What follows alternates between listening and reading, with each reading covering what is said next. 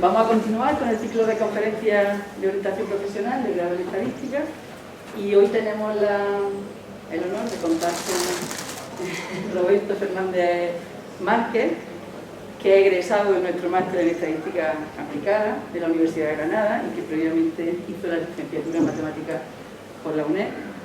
Y bueno, que tiene una experiencia profesional muy amplia como científico de datos en el mundo de la banca, primero en bancos españoles y ahora está en un Chile, y creo que va a ser muy interesante para vosotros todo lo que os va a contar. Muy bien. Muchas gracias, Ana, y muchas gracias por la invitación. Para mí es un placer volver aquí. Estuve viviendo en el año 2016 y 2017 y la verdad es que me encanta la ciudad y haber estudiado aquí. Por motivos personales tuve que marcharme de Granada a Madrid por motivos laborales, que la intención era hacer el doctorado, que todavía lo tenemos pendiente de hacer. Y bueno, tengo 45 años, pero toda mi vida he estado estudiando. Empecé estudiando matemáticas en el 95, la acabé en el 2000 y luego he hecho, pues ahora os enseñaré un poco, voy a hacer una introducción rápida a esto. Pero vamos, lo que quería decir fundamentalmente es que cuando Ana me comentó este tema, pues lo primero que pensé es, si yo tuviera 20 años otra vez, o 22 o 18, estuviera aquí estudiando como vosotros, ¿qué me hubiera gustado que me hubieran contado? Porque yo me he encontrado muchas cosas de una manera que si me las hubieran contado, pues a lo mejor me hubiera ayudado a elegir mi camino y sobre todo si te quieres dedicar a este sector. De hecho, yo siendo matemático me dediqué 15 años a la banca, de los cuales 10 estuve director de oficina, que no tiene nada que ver con matemáticas. Lo que pasa por circunstancias, compartes, compatibilizas el trabajo con los estudios, te acaba yendo bien en el trabajo y te olvidas, acabas trabajando en algo que no tiene nada que ver con los estudios. Entonces, sí que me hubiera gustado que cuando tomé aquella decisión de trabajar en aquello, pues si alguien me hubiese contado lo que yo quiero más o menos contaros un poco, pues a lo mejor me hubiera ayudado a dedicarme a esto. No me arrepiento de la carrera profesional, pero sí que me hubiera gustado dedicarme a este tema y sobre todo a temas que has estudiado, matemáticas, durante más tiempo. Y eso, pues trato de recuperarlo ahora, ¿no? Que llevo como 7, 8 años ya dedicado otra vez a aplicar pues, matemáticas, estadística en el mundo laboral. Me vino bien la parte previa en el negocio en sí mismo, porque ahora tengo un perfil que está más demandado que si has estudiado solo mates o que si has estudiado solamente parte de negocios, porque al haber trabajado en las dos cosas, tienes un perfil que congrega las dos cosas. Es una de las cosas que quiero luego, más adelante, comentaros, que es muy importante que cuando salgáis de aquí, incluso aquí haciendo trabajos, como en el TFM que hice, tenéis que ir ya aprendiendo mucha parte de lo que es cómo lo puedes aplicar al negocio, entender mucho los negocios, las diferentes industrias, etcétera, que ahora lo voy a explicar un poco por encima, porque al final, si sales con el concepto teórico, que es muy potente de aquí, si luego no sabes utilizar esa herramienta porque desconoces el mundo empresarial, pues ese es el gap que hay para mí, bajo mi punto de vista, en España, que por ejemplo en Alemania, que es de donde yo vengo ahora, vivo ya casi un año, y esa es la diferencia que ellos tienen, y es que tienen muy unido. Por ejemplo, yo tengo un estudiante de doctorado que ya está metido en el mundo de la empresa, aprendiendo un montón del mundo de la empresa, a la vez que sigue desarrollando su tesis. Entonces, claro, eso te ayuda a tener un perfil muy específico que el mercado sí que demanda. Bueno, a modo introductorio, porque tampoco os quiero aburrir, yo voy a ir un poco aquí rápido a explicaros cuál es mi carrera, lo cual no quiere decir que sea el ejemplo de nada, simplemente os quería contar mi experiencia y después qué me hubiera gustado a mí que me hubieran contado.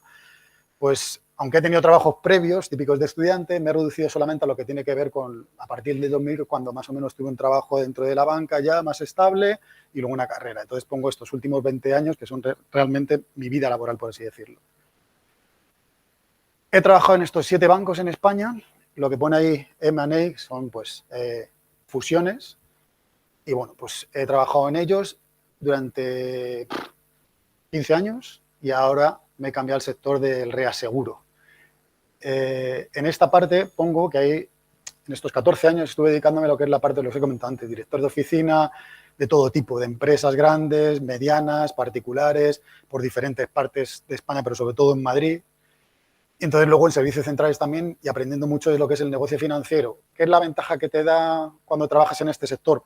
Luego os contaré otros, pero por ejemplo, en este, pues que la base matemática que vosotros lleváis es muy fuerte y os ayuda mucho, pues por ejemplo, a calcular riesgos. Si se presenta una operación de una empresa, una financiación, y tú te estás dedicando a esto, que no tiene nada que ver, entre comillas, con las mates, pero te da una capacidad analítica, el haber estudiado esto, que te ayuda mucho a ser bueno en el análisis de riesgos a nivel de negocio.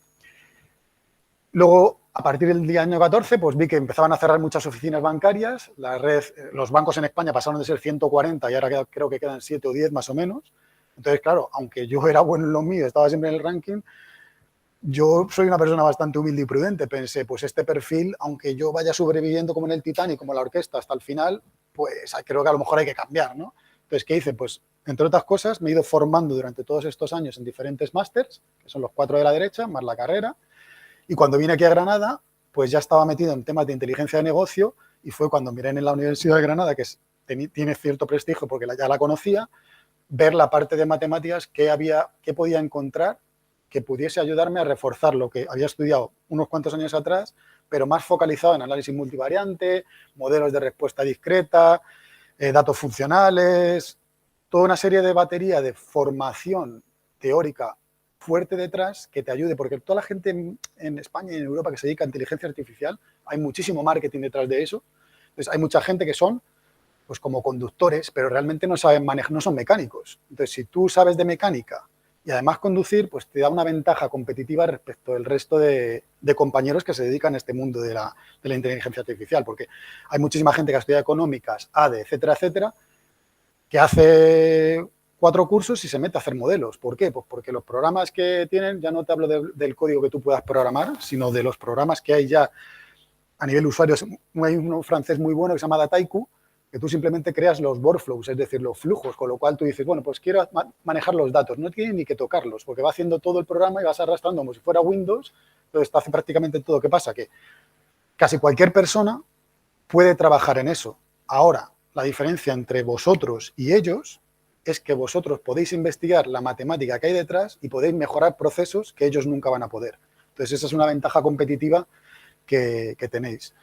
Y nada, como veis, pues cada 5 años más o menos he hecho un máster por diferentes motivos. Cuando estaba en banca, pues para profundizar más en tema bancario y financiero, que yo no había estudiado finanzas. El MBA, porque me dio, pues pensaba ser emprendedor, quizá por el tema de cómo se estaba complicando el mercado laboral, una opción, y otra también me ayudaba, porque tiene mucha parte empresarial, a entender más todavía la empresa. Cuando vine a Granada, pues ya me focalicé en el tema de científico de datos y fue cuando empecé a hacer el máster con la intención de hacer el doctorado.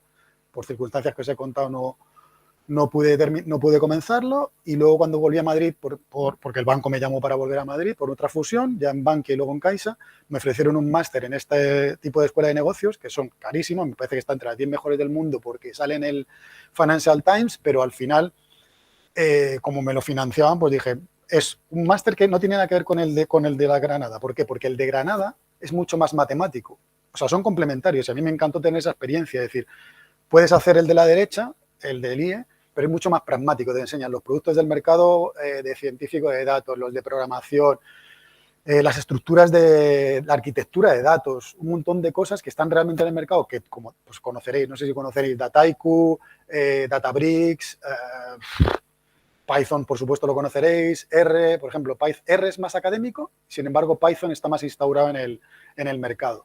Entonces, todo este tipo de cosas, en el máster del Instituto de Empresa, fue donde te enseñan. Yo tenía muchos compañeros de 30 nacionalidades que realmente eran de diferentes carreras, y lo que aprendían ahí era utilizar estas herramientas. Esas herramientas están construidas con lo que aprendéis aquí en la Universidad de Granada, que yo creo que es el punto fuerte que a mí me ayudó mucho en esta evolución, que va encadenándose una cosa con la otra, de tal manera que ha configurado un poco, pues a lo mejor el perfil profesional que tengo ahora. Y es un poco daros, no quiero decir que vosotros tengáis que hacer esto, sino que vosotros hagáis lo que consideréis. Esta es mi experiencia, yo estoy súper contento cómo me ha ido. Lo único que cambiaría era que me hubieran dicho alguien, o me hubieran contado cómo podía ir a partir del 2014 y haber reducido del 2000 al 2014 pues a lo mejor a 4 años o algo así, ¿no? Estos son los países en los que he trabajado y en los que trabajo. He trabajado aquí en España, en el Reino Unido y en Alemania ahora.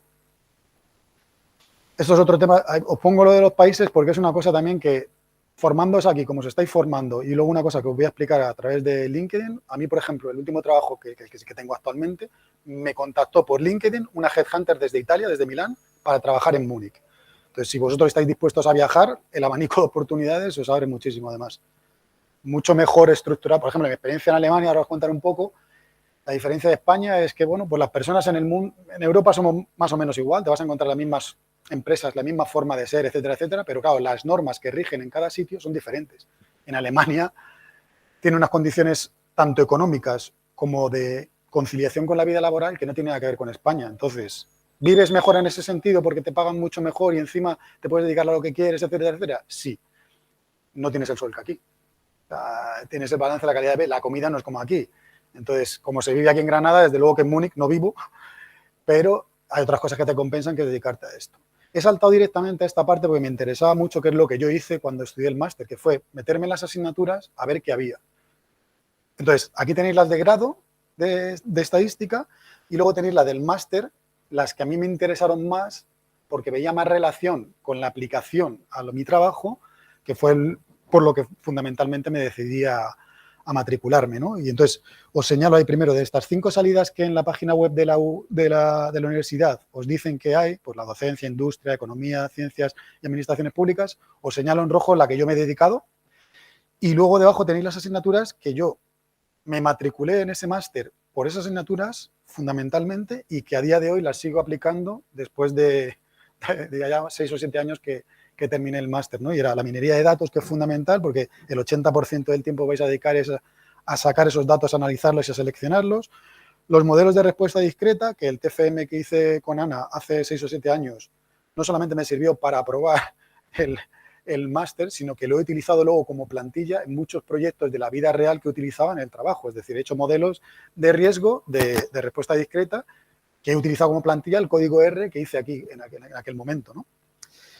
Y luego, bueno, pues entornos de computación, todo este tipo de todas las asignaturas que veis aquí son las que, vamos, son fundamentales si queréis dedicaros a esto. Con lo cual aquí queda claro que hay un montón, no es como aquellas carreras que estudias 30 asignaturas en toda la carrera y luego aplicas una o dos. En esta carrera, por lo menos en mi experiencia en el máster, si había 12 asignaturas, 8 las sigo utilizando a diario. Esto es un tema que os quería comentar que era muy importante y es cuando queréis dedicaros al tema de la ciencia de datos, no es soy un buen programador y ya está, o sé un montón de estadística y ya está. Aquí hay una parte que es la que os va a hacer diferentes al resto cuando acudáis al mundo laboral y es cómo entendáis vosotros los negocios. Por eso que habíamos visto antes que si te puedes dedicar a la salud, a la economía, a la docencia, etcétera, etcétera, una cosa fundamental que vais a tener que dedicar tiempo a ello es a la empresa o al sector que os queráis dedicar. Si os sale un trabajo, por ejemplo, en el mundo de la salud o en el mundo pues en el caso que estoy yo, reaseguros o lo que sea, lo primero es tratar de formarte lo más posible en conocer el negocio y cómo vosotros podéis aplicar lo que habéis aprendido en la universidad a ese negocio. Por ejemplo, mi compañero que tengo haciendo el doctorado, mucho tiempo lo dedicamos a que él entienda realmente cuál es el problema de negocio para que con el conocimiento matemático que él tiene sea capaz de aplicar y dar soluciones que interesan y que son importantes para el negocio.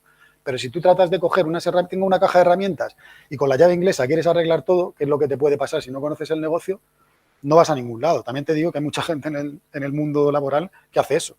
Pero la diferencia entre que vosotros seáis unos empleados o unos empresarios, si lo queréis ser, porque eso es otra cosa que os comentaré después, que os dediquéis a la ciencia de datos, vuestra diferencia, al final sois un producto en el mercado laboral. Si te quieres diferenciar de la competencia, tienes que ofrecer algo diferente o algo mejorado. Y no consiste en solamente tener un expediente académico brillante, sino que luego, cuando vayas al mundo laboral, sepas que esas habilidades que tú tenías brillantes en la facultad, sepas aplicarlas aquí, porque te puede pasar que hay gente que viene de ADE o de economía, que conocen muy bien el negocio y con 4 herramientas de mates, ellos van a ser mejor que tú si tú no entiendes el negocio. Entonces, eso es súper importante. Por supuesto, cuanto mejor seáis en tema de lo que estáis estudiando, mucho mejor, porque os va a dar una ventaja en el sentido de... Luego os contaré un ejemplo en la parte de investigación que estoy haciendo ahora con mi compañero, que veréis la relación que hay entre el negocio y lo que estáis estudiando y la investigación que podéis hacer a posteriori. Y luego esto lo doy por hecho, que cuanto más sepas de programación y de tecnología Big Data, lo que quiero decir es la estructura de datos. Se utiliza mucho la nube de Amazon, la de Microsoft, la de Google, todos los competidores que hay en el mercado tienen una estructura que está basada en Big Data, que es información distribuida. Para el que no lo sepan, me imagino que vosotros sabéis de esto bastante ya, incluso a lo mejor, pero si no lo sabéis, pues en vez de ser como antes, que era la base de datos, era, por decirlo así, una tabla estructurada de datos donde tú manejas esos datos, como se hace aquí, por ejemplo, cuando haces un modelo, pues al final aquí tienes que reducirla a cosas sencillas. Coges en R, te construyes una tabla de datos de ejemplo y con esa tabla de datos construyes tu modelo predictivo.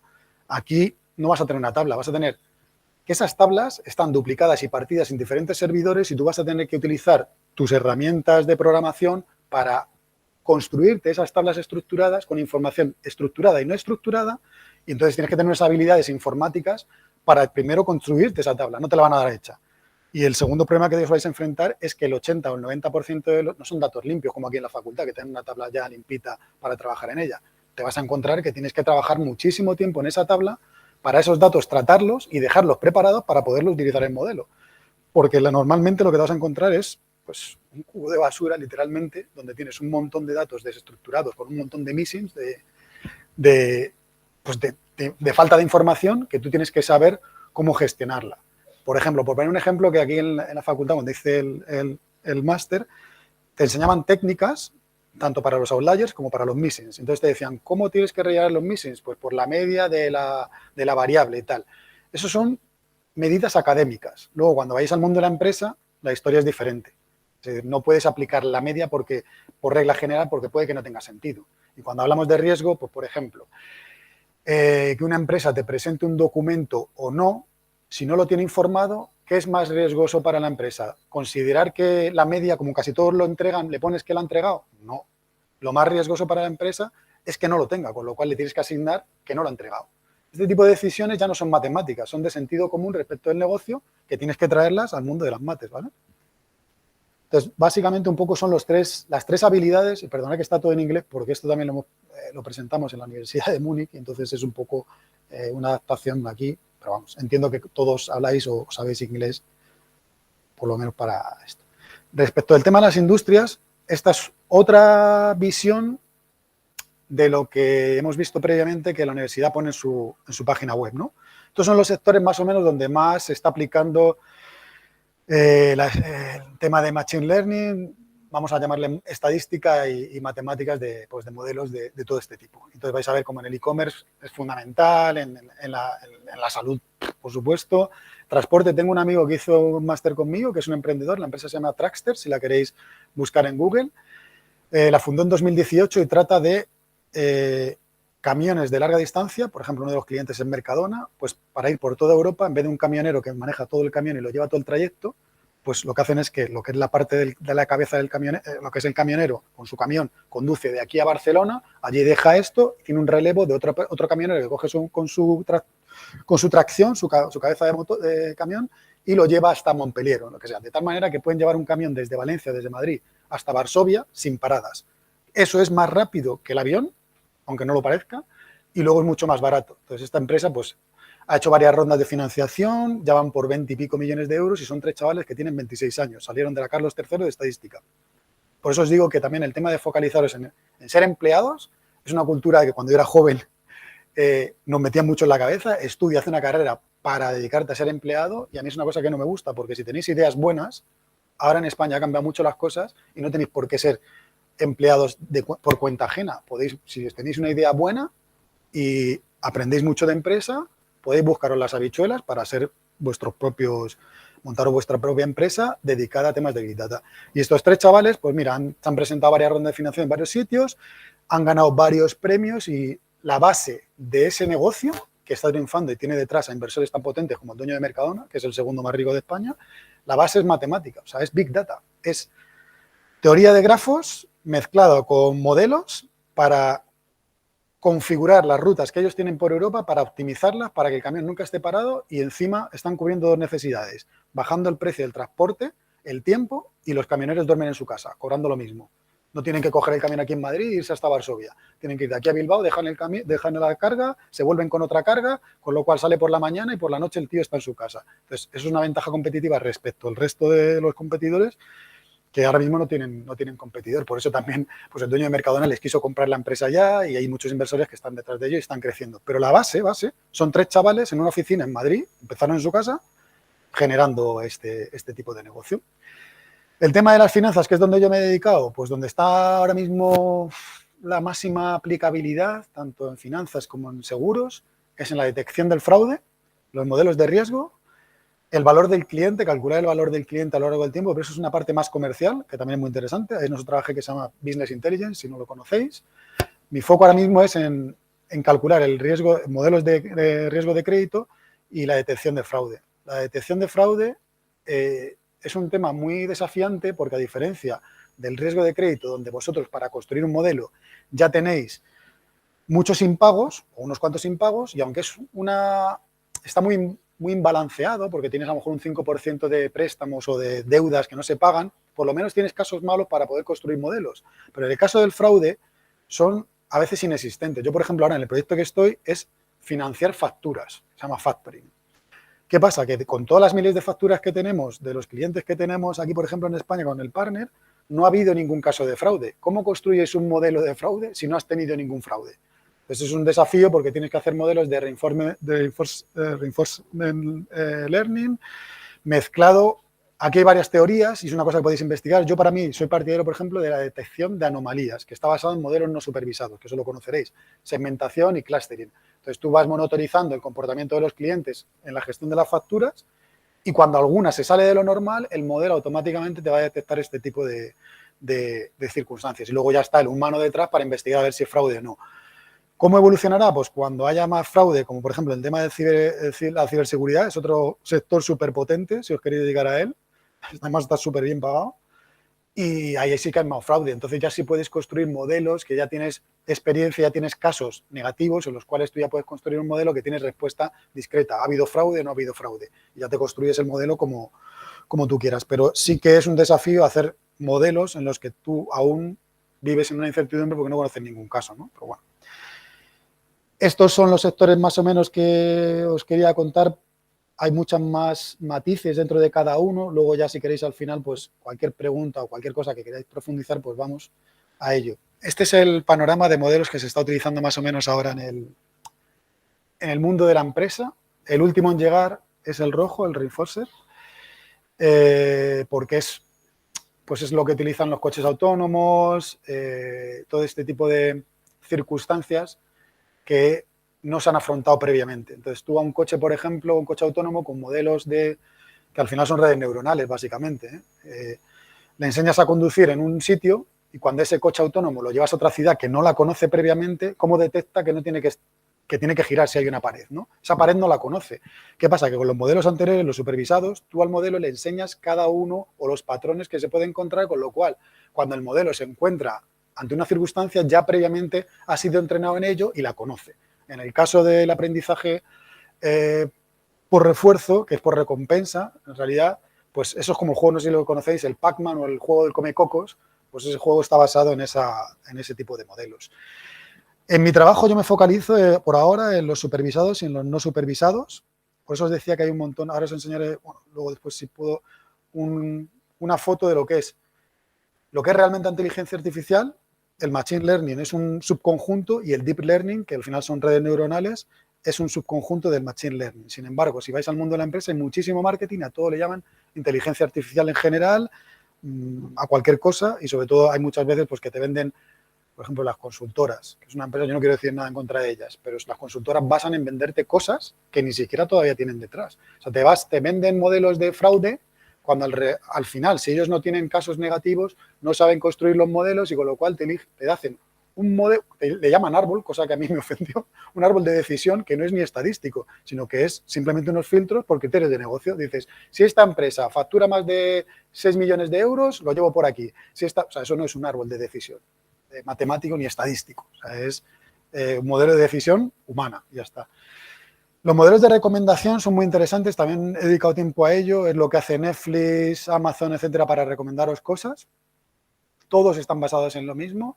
Lo del caso de recomendación, sistemas de recomendación es súper interesante, cómo se vectorizan, porque es lenguaje natural procesado, NLP, y lo que haces es que conviertes frases y estructuras de literatura, por decirlo de alguna manera, lo conviertes en vectores.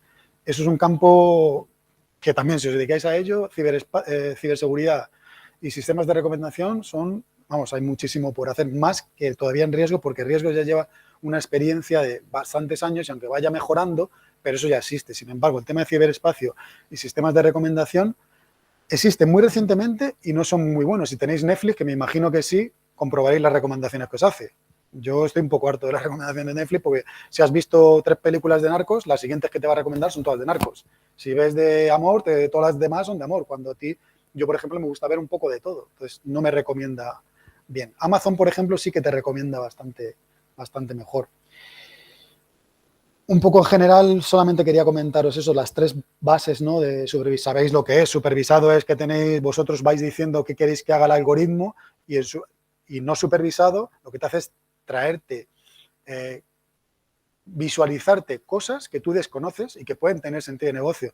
Entonces, supervisado es un poco basado en la experiencia, cómo puedes predecir lo que va a pasar, y el no supervisado te ayuda mucho a descubrir temas. Por ejemplo, segmentar clientes. La gente lo que hace en las finanzas o en los seguros es que patroniza todo y dice, bueno, como pues mi experiencia de trabajo laboral o nuestra experiencia con el mercado, decimos que en Granada, en el sector de la banca, decimos que en retail son todos los particulares. Y entre los particulares, los que son funcionarios en este hueco, los que son por cuenta ajena en este hueco, los jubilados en este hueco, si tienen más de esta edad, en este hueco. Al final hace una segmentación que no es estadística, sino que es basada en su experiencia y cómo la hacen. ¿Cuáles son las segmentaciones que a mí me están funcionando para luego crear variables que utilizar en los supervisados? Lanzar modelos no supervisados. Te generas clústeres de cosas que tú no esperabas y descubres relaciones que no tienen nada que ver con que si eres jubilado o si eres de Granada o si eres de Madrid o lo que sea. Tienen más que ver a lo mejor pues, con tu comportamiento con la tarjeta de crédito. En base a lo que tú compras habitualmente, puede ser muy parecido como cliente a mi padre. Mi padre no tiene nada que ver, basado en las otras reglas, contigo, ¿no? Entonces, una cosa súper interesante también el generar variables en los modelos de la izquierda que podéis utilizar a posteriori en la derecha. Y eso es otra ventaja competitiva dentro del mundo laboral, ¿eh? Este sería un poco el esquema de, por ejemplo, donde trabajo yo y donde se trabaja en ciencia de datos, ¿vale? Ciencia de datos es lo del centro, que en realidad es cuando tú ya te han generado esa información, la tienes en un espacio, llamémosle en la nube, tú buscas la información que quieras ahí, haces todo este tipo de ejercicios sobre ello, ¿no? Explorar, mirarlo, haces una visualización de los datos, analizas de forma en parte de negocio, limpias los datos, normalizas, generas nuevas variables y luego pues, haces rescalas o lo que necesites y luego haces el modelaje. Pero hay partes complementarias que son cosas que ahora mismo teóricamente deberíais de desconocer, que son las que os van a sorprender y las que os van a meter dificultades que aquí en la facultad no teníais. Primero, los ingenieros de datos, que no tienen ni idea de negocio ni de modelos, son los encargados de coger los datos de donde sea y ponerlos en la nube. Normalmente, si son informáticos y no saben de negocio, ellos cogen lo que sea y lo ponen donde sea, basado en unas reglas que han establecido. ¿Qué pasa? Que muchas veces no tiene sentido mezclar, pues yo qué sé, como decía antes, por ejemplo, datos de segmentación. Si tú tienes varios segmentos, ellos cogen y dicen, ah, no, estos son personas físicas, pues todas para acá. Pero no, un segundo, que esto es en casa del herrero cuchillo de palo. Entonces, claro, ¿qué pasa? Que tienes que interactuar con ellos para que ellos generen lo que se llaman ETLs, ¿vale? Que es coger la información estructurada o no estructurada. No estructurada me refiero a fotos, temas de web, páginas web, tu navegación, con tu móvil, qué haces con tu móvil. Todo eso es información no estructurada, que es diferente a tu edad, dónde vives, a qué te dedicas, etcétera, ¿no? Entonces, esos dos tipos de información se mezclan de diferentes formas para ponerlas de una forma estructurada y que vosotros la podáis manejar. Entonces, ahí tenemos muchas discusiones con ellos porque ellos, si tú les pides A, ellos se ciñen a A. Cuando ellos no aplican el sentido común de decir, oye, si es A, pero no pertenece a esto, no tiene sentido que lo coloquemos ahí. Entonces, se pierde muchísimo tiempo en reuniones con esta gente para que te preparen los ingredientes como tú luego lo vas a necesitar. Y muchas veces hay discusiones de a quién le corresponde, por ejemplo, limpiar los datos. A que los coge de allí y los pone aquí, o tú cuando los cojas ya te apañas y los limpias. Ese tipo de discusiones son cosas que están fuera de la ciencia de datos, pero os vais a enfrentar a ellas. Y luego la forma de lo que es ponerlo en producción. Una vez que tú has generado tu modelo, has pasado todas las cosas que tienes que pasar, todas las validaciones matemáticas y legales, que ahora hablaré de ellas, entonces luego se pone en práctica y tienes que hablar con otros ingenieros que van a coger tu modelo y lo van a aplicar a gran escala al banco en general. Tú te has generado tu modelo en tu despacho, con tu equipo, con tus compañeros, habéis generado un modelo precioso y ahora eso tiene que ir en producción y ahí es cuando viene la parte de cruza los dedos que funcione, lo que hayas hecho. Por eso la estadística es tan importante y la matemática, es que tienes que estar muy seguro de que lo has hecho con un grupo de clientes X de muestra, luego va a explicarse a 7 millones de clientes. Entonces, ese paso tienes que hablar también con la gente de producción para que lo que tú has generado, imaginaos un caso sencillo, generáis un modelo de regresión logística y tiene 5 variables. Esas 5 variables tienen unos coeficientes. Ese modelo, que ahora ya se están quedando anticuados porque se utilizan otro tipo de modelos, pero actualmente son los legales para el Banco Central Europeo de los bancos, con lo cual no puedes aplicar Random Forest ni ningún otro modelo avanzado en temas de riesgos en determinadas áreas porque están validados por el Banco Central Europeo y tienes que presentarlos allí. Antes de ponerlo en producción se tienen que presentar en Frankfurt, allí te lo tienen que validar y luego cuando te lo validan tienes que aplicarlo con los ingenieros y tienes que tener cuidado de las instrucciones y la documentación que les vas a pasar es, si aquí tienes que poner este coeficiente, tienes que dejarlo muy claro, porque luego puede fallar el modelo y resulta que el modelo está bien, pero cuando ellos lo han implementado en el motor para aplicarlo a 7 millones de clientes, te puedes encontrar que empieza a fallar y no sabes por qué, piensas que es el modelo y resulta que ha habido una falta de comunicación clara y ahí ya empiezan las batallas políticas dentro de la empresa de quién ha sido la culpa. O sea, es otro tema que también no es matemático, pero sí, porque tienes que hacer una documentación del trabajo. Por eso los trabajos, los TFMs y todo este tipo de trabajos son súper importantes, que busquéis en Internet y tratéis de hacer un paralelismo entre ese trabajo y cosas que encontréis en Internet, porque al final la documentación que tú haces en un TFM es como la documentación que tú vas a presentar para que se aplique en el motor en producción a todo el banco. Y ese va a ser tu salvavidas, porque si tú matemáticamente has demostrado que eso funciona y ese documento te lo valida el Banco Central Europeo y se pone en producción, si luego falla por lo que sea, no es tu culpa porque estaba bien construido. Será porque el banco no lo ha puesto en el momento adecuado, en el sitio adecuado, con los clientes adecuados, etcétera. Pero tu salvavidas, de alguna manera, es las matemáticas de detrás y la documentación de ese trabajo, ¿vale? Por eso luego aquí os muestro las dificultades, que son el equipo legal, el tema ético, el histórico y la ciberseguridad. El legal, porque hay un montón de temas que vais a discutir con abogados, respecto a los abogados de la empresa en la que trabajéis, porque hay datos que son sensibles, se pueden utilizar y no, o hay otros que son éticos, por ejemplo. Habréis visto casos, yo hice un modelo de redes neuronales que por las fotos de la cara de la gente le daba crédito o no. Entonces, claro, tú pones ahí a uno que es más moreno y tienes un montón de blanco y resulta que ese le habías calificado como negativo, pues que te salga a la cara que el moreno no va a pagar y que el blanco sí. Pues ahí, por poneros un ejemplo muy básico, ¿vale? Pero en la empresa sí que existen hándicaps éticos y de transparencia que te van a no te van a permitir utilizar ciertas variables que tú consideras normales. Por ejemplo, la talla del pie que usa. Imagínate que tienes ese dato. Pues a lo mejor te dicen que, pues que no es ético porque si la talla del pie resulta que a que los tienen más grandes le va a dar más crédito que al que menos, está como una discriminación por no sé qué tema, ¿vale? Entonces, eso también te lo van a quitar de en medio. El histórico de datos es que aquí en España, por ejemplo, se puede utilizar todo el histórico de datos. Si tú cometes un impago ahora porque no pagas la factura del teléfono móvil, dentro de 30 años tú vas a pedir un crédito y te va a salir eso. Eso en España es legal, en Alemania no. En Alemania todo eso vence durante 3 años. Te miran el histórico de 3 años. Y en los últimos 3 años no has tenido ningún impago, como que tu expediente está limpio. Lo llaman darte una segunda oportunidad. Entonces tú puedes montar una empresa, te va mal, y aquí en España olvídate de volver a montar una empresa. En Alemania, en Estados Unidos, si te va mal, solucionas tus problemas legales y a los 3 años un banco no te va a decir no a un crédito porque hace 25 años, cuando eras un crío y se te ocurrió una idea mala, pues montaste una cosa que no funcionó, ¿vale? El proceso de modelaje, que esto sí que está ya lo que sería vuestra parte si os dedicáis a construir modelos, pues un poco este es el círculo vicioso o virtuoso que podéis generar. Primero vais a tener que trabajar en él y segundo, que cuanto mejor lo hagáis, virtuoso será porque cada vez los modelos que hagáis serán mejores o los mejorarás, porque muchas veces no es construir modelo nuevo, es cuando tienes un modelo en producción y resulta que lo puedes mejorar porque vas a tener que hacer un seguimiento sobre él, vuelves a estar en el punto 1 y vuelves a dar la vuelta al círculo. Si lo haces mal, pues probablemente este círculo no te vale para nada, a lo mejor para mejorar si te dan la oportunidad, pero normalmente es un círculo virtuoso porque es de coger conocimiento, es decir, coges primero lo que os decía antes, entender el negocio del problema es fundamental. Después, el 80% del tiempo lo vais a dedicar al data mining, al data cleaning, al data exploration, al feature engineering, que al final es trabajo manual, y el punto 5 es el más creativo. Tenéis que, de unas variables que tenéis que inventaros otra.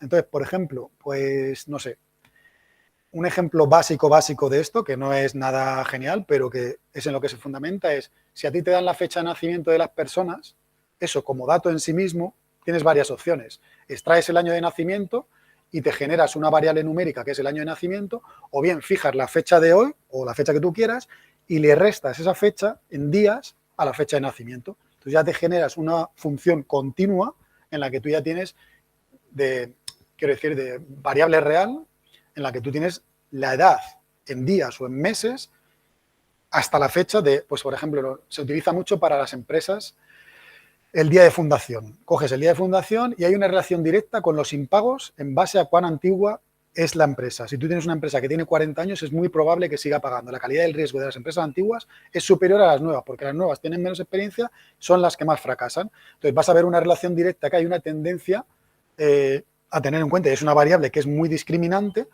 la edad que tiene la empresa, independientemente del sector que se dedica. Entonces, esa variable, nadie te dice, toma, aquí tienes el número de meses que tiene esta empresa. No, te dicen, esta empresa fue fundada en 1975 y tú tienes que gestionarlo, inventarte este tipo de variables. Otra variable, por ejemplo, que a mí he participado en varios datatones, que son, pues en 4 horas te dan 4 horas de tiempo, te resultan unos datos y tienes que generar un modelo para resolver un problema. Pues en uno en concreto, he ganado un par de ellos, en uno en concreto de los que gané, se trataba de optimizar los tiempos de los repartidores en bici en Nueva York.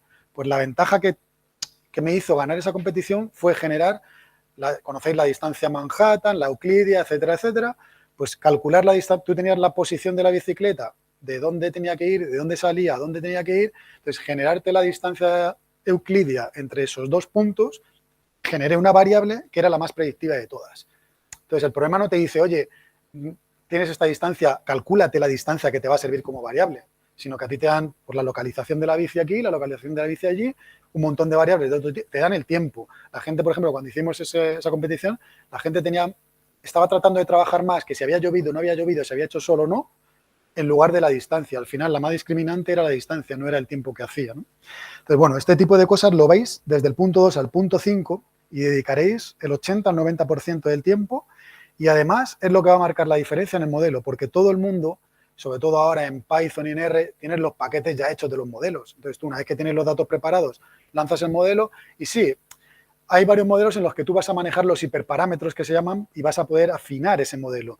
Pero en realidad, si por ejemplo para un modelo de respuesta discreta utilizas Random Forest, los hiperparámetros que tiene no tienen mucho impacto en el resultado. Lo que va a tener impacto es la calidad del dato, los datos que tú le metas. Entonces, ¿qué pasa? Que lanzar el Random Forest, para empezar es automático porque ya tienes el paquete hecho, no tienes que tú generar la fórmula ni nada.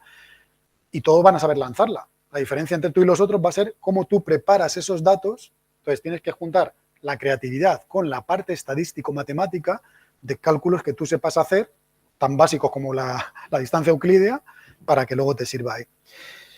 El punto 6, que es lanzar el modelo, pues un 10% del tiempo más o menos, y la visualización y las presentaciones a tus jefes o al regulador, en el caso de la banca, te va a llevar el otro 10% del tiempo. Y luego vuelta a empezar, porque esos modelos los tienes en marcha y cada X tiempo vas a hacerle un seguimiento y te va a venir otro departamento y decir, oye, el modelo este que era predictivo en un 90%, ahora resulta que es un 85%. Esos millones de euros son muchos millones de euros. Entonces tienes que volver a empezar desde el 1 para ver si es un problema de negocio, si es un problema estadístico, que ha habido un cambio de distribución en la población o cualquier tipo, son cosas, análisis estadísticos mezclados con análisis de negocio puramente, ¿no? Entonces, por eso digo que el análisis en este caso del 1 al 5 es lo fundamental. Luego la otra parte, por supuesto. Aquí os he traído un poco los proyectos en los que estoy involucrado ahora mismo. ¿De qué son? Estamos trabajando modelos de detección del fraude.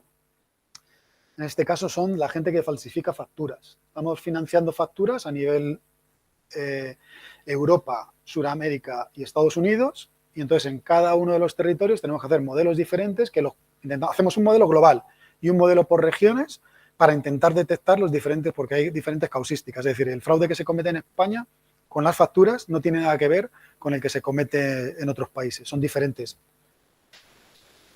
La valoración del riesgo, el scoring, famoso. Esto es tiene muchísimo marketing porque en la industria se utiliza en todo. Las agencias de rating, si conocéis, Fitch, Standard & Poor's. Aquí en Granada había una que la han vendido a Experian, que es inglesa, que era Assessor, que llevaba 30 años haciéndolo y lo hacía muy bien.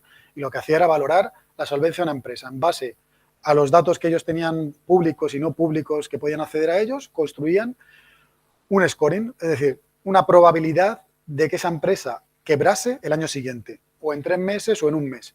todo eso lo transformaban y lo rescalaban para que quede más bonito en una nota de 0 a 10 o de 0 a 1000. Pero al final es una probabilidad. Calculas una probabilidad de que esa empresa quiebre al año siguiente o al tiempo que tú quieras determinar en el modelo. Otra aplicación, en este caso, yo hago modelos de riesgo a nivel, pues eso, lo que sería un Fitch, un rating global, catalogo a las empresas con una probabilidad de bancarrota y luego además también las facturas. Es decir, son dos modelos diferentes que van vinculados, porque hay empresas que puede que impaguen facturas, pero que no vaya a quebrar. Y hay empresas que van a quebrar y sin embargo están pagando las facturas. Entonces, hay que combinar diferentes modelos para poder catalogar el riesgo de ciertas empresas, ¿vale? Esto es otra cosa que tiene que ver. Cuando nosotros financiamos, no damos un precio para todo. Es decir, valoramos si puedes quebrar o no y entonces este negocio te cobro el 5%. No. Si tú tienes un riesgo de 9, que es un riesgo alto, pues yo te voy a tener que cobrar un 25, un 30% en el caso de que te dé el crédito.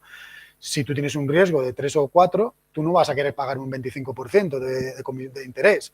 Vas a pagarme un 5, un 3, un 2, lo que sea. Entonces, tienes que mezclar el modelo de riesgo con el modelo de precios. Entonces, tienes, digamos que es una matriz sobre precios que en base a los riesgos que tiene el cliente y otra serie de parámetros, le va a asignar un precio y además es bastante dinámico porque tienes que competir contra otros financiadores, otros bancos, otras empresas. Entonces, al final tienes que estar moviendo esos dos modelos que además una vez que los tienes construidos, tú no puedes estar construyendo modelos todos los días. Tú construyes un modelo y ese modelo cuando no funciona muy bien lo recalibras. Utilizando el mismo modelo vas a ajustarlo al riesgo, al apetito al riesgo que tu empresa, tus jefes o tú mismo si eres el responsable quieres asumir, ¿vale? Esto es otra aplicación igual, que es la gestión del límite. Tú vas a tener clientes y hay clientes en los que tú vas a tener que decir, esto es, en vez de ser un modelo de respuesta discreta, es una regresión. Tú vas a generar qué cantidad de dinero a este cliente sería adecuado darle. Pues a este un límite de 6 millones de euros, a este de 1, a este nada o lo que sea. Entonces esos modelos son los que aplicamos aquí.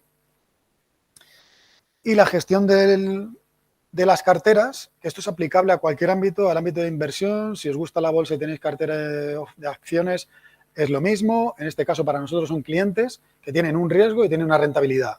Y queremos construir una cartera con una distribución no normal, pero la que decida la empresa, ¿no? Entonces, nosotros tenemos que dar crédito en base a esa cartera para diversificar el riesgo. Es decir, yo podría decirte, bueno, pues esta empresa, tiene un riesgo 8, le cobro un 25, yo estoy de acuerdo, él acepta, yo no puedo coger a todos los clientes que tengan riesgo 8 y cobrarle un 25%. Para diversificar el riesgo tengo que construir. Esto en banca es obligatorio. En el sector que yo estoy es porque lo quieren hacer así y en otros sectores, si por ejemplo estáis en un fondo de inversión libre, un hedge fund, podréis hacer la cartera que os dé la gana, podéis focalizar en cualquier cosa. Pero si estáis en un fondo de inversión de un banco y ese banco además está regulado por Europa, les va a obligar a tener una distribución determinada de los clientes. Por ejemplo, en las carteras de crédito, que no es inversión, en el caso de CaixaBank, que era donde yo trabajaba antes, pues tú tienes una cartera hipotecaria y tú no puedes tener todos los clientes encasillados en el mismo segmento. Tienes que tener clientes distribuidos en los diferentes rangos de riesgo y diferentes rangos de precios. Y aquí lo que tratan de hacer los modelos, lo que tratas tú de hacer como científico de datos, es ajustar la rentabilidad que el banco quiere tener con el riesgo que quiere tener dentro de esa cartera, con lo cual tú eres un poco el que va a generar esa distribución basado en vuestro conocimiento matemático de en qué se quiere invertir y en qué no. ¿Por qué se hace así? Pues porque no son 10 clientes, son 7 millones de clientes. Si tú quieres hacer una cartera con 7 millones de clientes, no puedes estar mirando uno por uno. Las matemáticas te permiten hacer carteras de 7 millones de clientes. Este es un ejemplo básico, por ejemplo, de lo que tenía Assessor, lo que tienen otras agencias de rating, en lo que cogen estos tipos de variable, que eso es lo que os hablaba previamente del conocimiento del negocio. Y tienes diferentes perfiles de variables. Tienes unas que tienen que ver con el histórico de pagos, porque tienen tu cuenta corriente y saben lo que has hecho con tu cuenta corriente. Tienen tu edad, los datos demográficos. Si tú eres una empresa, vas a tener un balance presentado de la empresa. Entonces, tienes ahí diferentes perfiles de variables que vas a tener que combinar. Esto es muy importante y muy relevante porque tú no puedes ni debes hacer un modelo que está basado únicamente en el histórico de pago, ni en la edad del cliente, por ejemplo.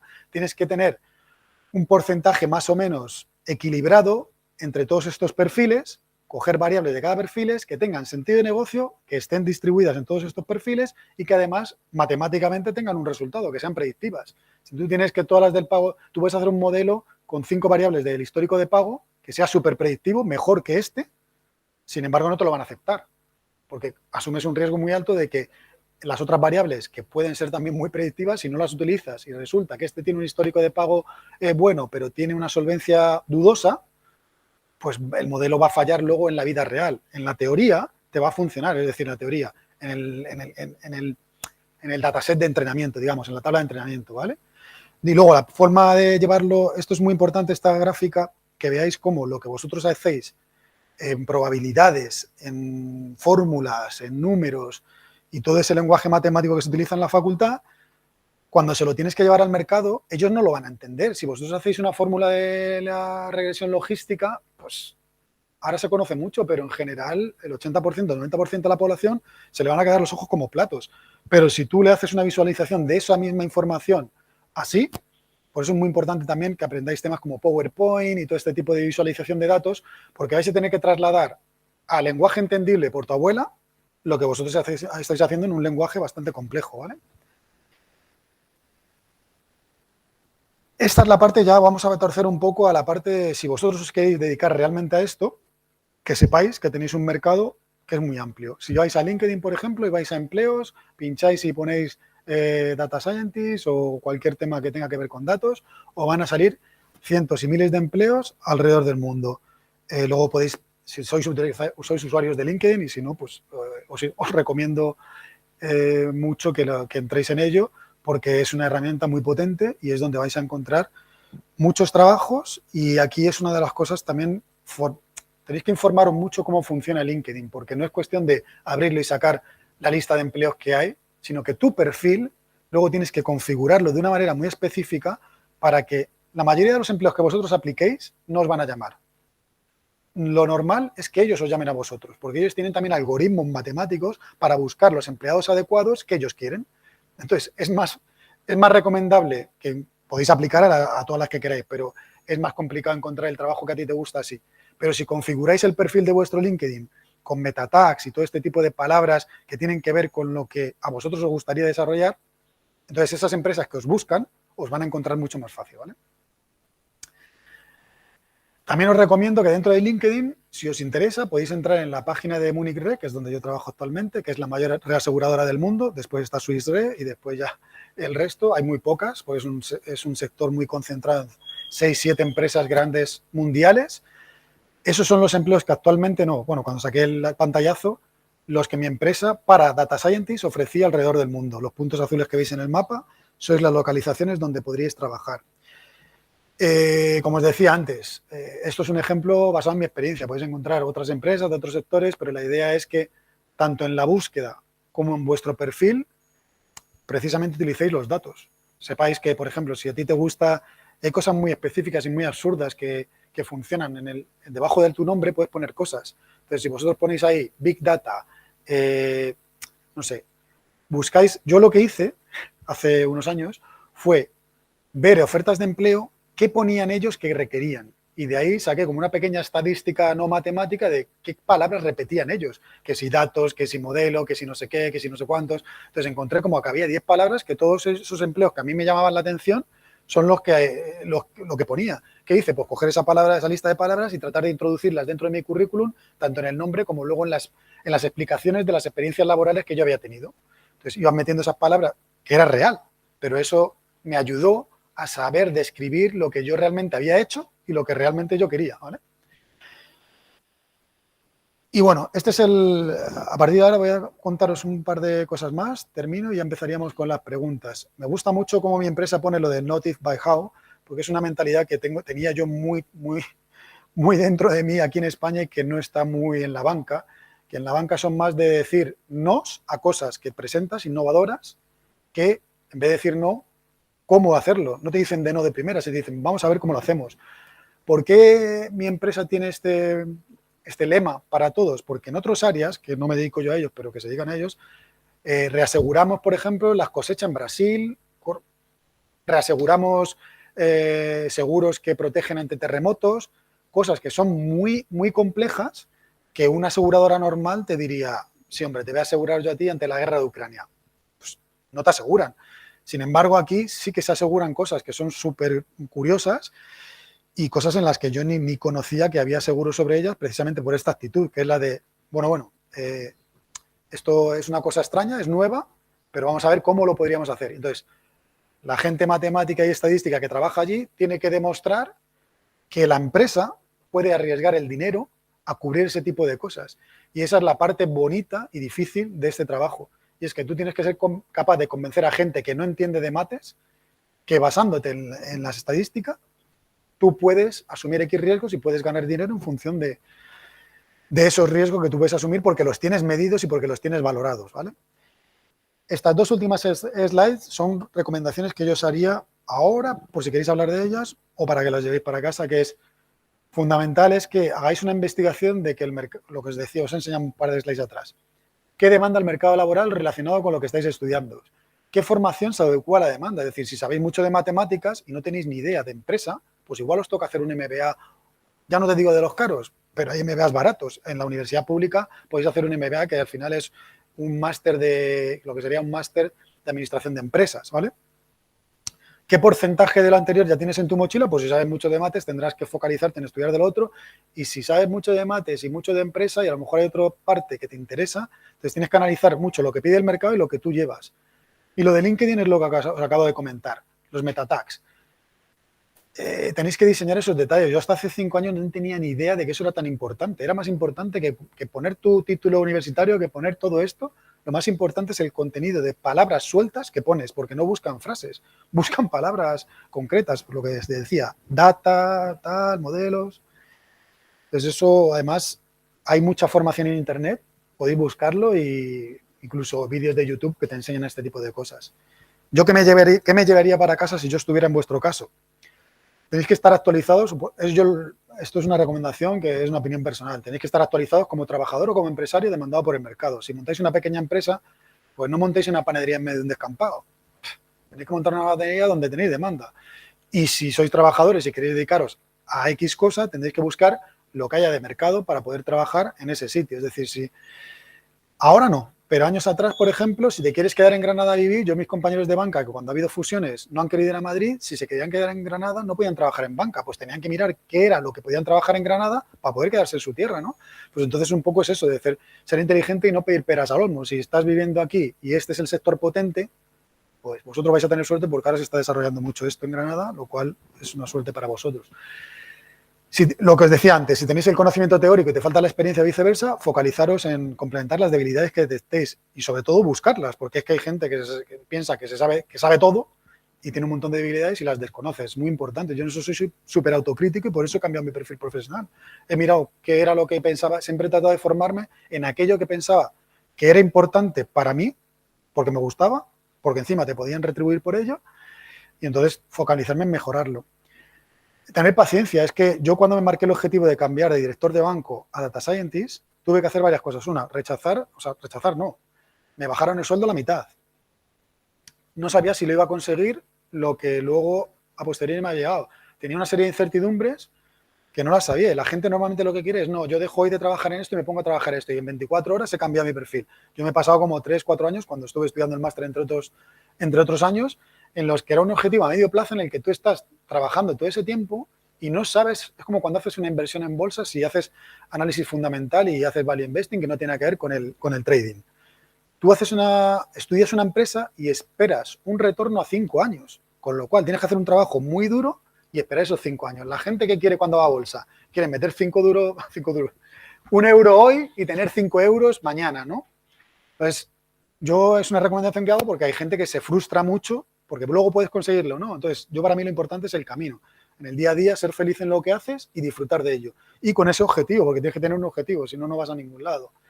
La resiliencia es que muchas de estas cosas a lo mejor no todos, pero puede que sentáis la soledad. Yo, mi familia, ninguno de mi familia, y de una familia bastante amplia, se ha dedicado a esto ni a las cosas que a mí me gustan. Cada vez que yo he planteado hacer algo, a ellos les ha parecido locura porque ellos me habían educado en tienes que estudiar matemáticas y ser profesor de matemáticas, por ejemplo. Entonces, que yo fuera a trabajar a la banca, pues fue como decir, ¿a dónde vas? Y luego cuando me he querido cambiar, cuando me he ido a Alemania con 44 años, que dejas 15 años de antigüedad laboral y una estabilidad por irte fuera, ¿cómo tomé la decisión? Pues utilizando la estadística. Empecé a poner todas las variables que yo consideraba que eran los pros y los contras, y con esa mentalidad analítica, que es la misma que aplicas al trabajo o cuando yo aplicas analítica para conceder créditos, pues decidí marcharme. Entonces, pues bueno, pues por ahora por lo menos reduces el riesgo de las decisiones que tomas. Pero la soledad, por ejemplo, a mí sí que es una cosa que, por ejemplo, también he invertido en tema de pisos. A la vez que trabajaba, he hecho pisos y he hecho reformas. Pues la primera vez que compré un piso para reformarlo y venderlo, estabas metiéndote en una hipoteca, estabas haciendo ciertas cosas que tu familia o mi entorno cercano lo veía como diciendo, ¿dónde vas?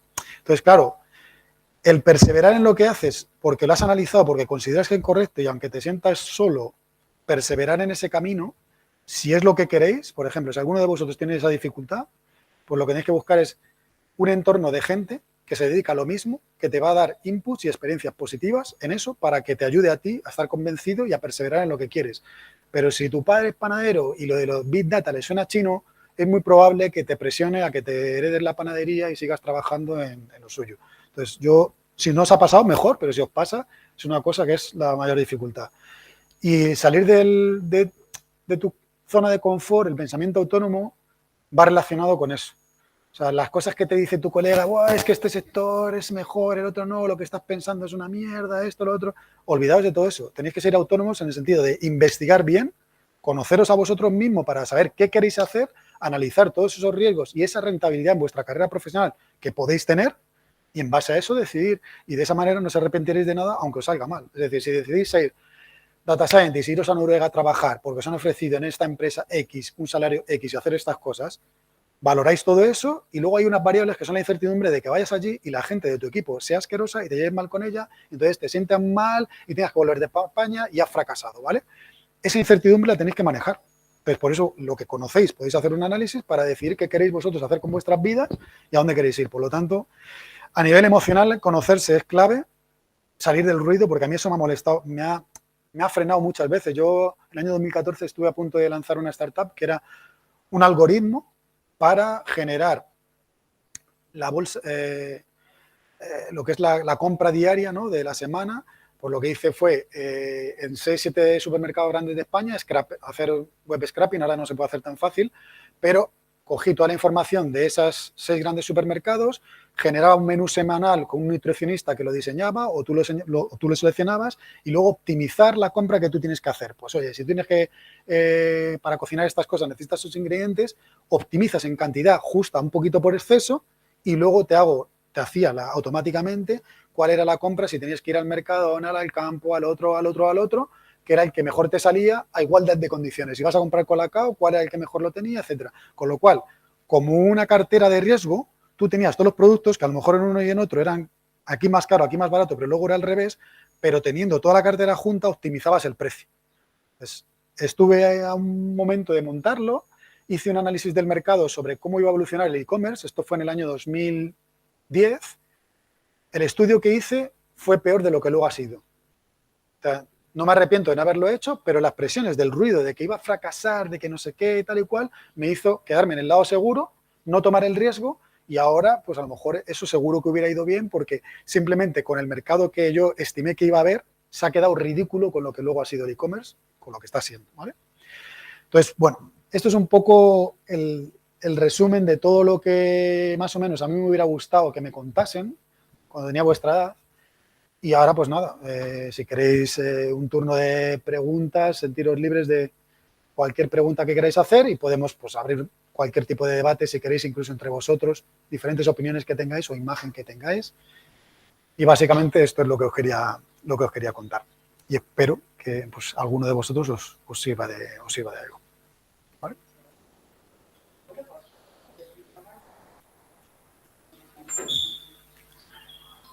No os cortéis, seguro que tenéis alguna pregunta, alguna cosa que os interese, incluso... ¿Qué persona tiene la trayectoria que tienes tú a nivel personal y profesional en estos temas como para no estar enfrentado a esto de ser científico de datos cuando todavía, ¿no? En un tiempo, ahora la ciencia de datos está mucho más... aunque es un mundo... Exactamente, hay mucho por hacer y bueno... heterogéneo, pero que... Aquí hay una cosa muy interesante cuando hice el máster, una cosa que desconocía, pero que vi, y era que lo que en el mercado se consideraba como lo último en modelos de riesgo, que era la regresión logística, regulada por el Banco Central Europeo, pues se había formulado en el 1957 o 1955 y se estaba vendiendo la moto en el 2000 como que era la última generación de los modelos.